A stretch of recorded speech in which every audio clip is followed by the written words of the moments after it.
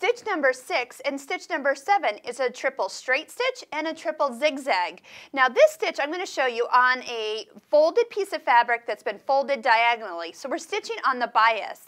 What it's actually going to do is do 2 stitches forward and 1 stitch back. Now this has a couple great ways for use. Let me go ahead and stitch this out so I can show you the results. It's amazing. First off, because it's 3 stitches on top of 1 stitch, it gives the thread you're using a much heavier look. So it almost makes it look like you're using thicker thread. But we didn't have to put a thicker needle on, or like a top stitch needle. Look how pretty that is. I've even done this with variegated thread. People think, wow, where did you get that thread? And all we've done is used a stitch. So what we have is 3 stitches on top. And the reason I sewed it on the diagonal is because I wanted you to see how much I could stretch this.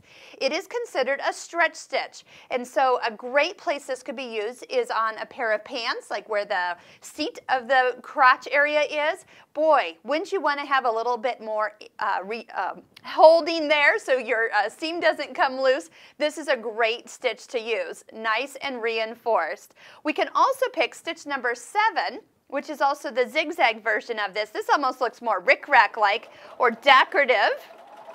You can make this a little bit wider. It starts off about a 3.5 millimeters wide and 3 millimeters long. So if I made the stitch length wider and longer, let's just kind of roll it up to its longest, highest settings here.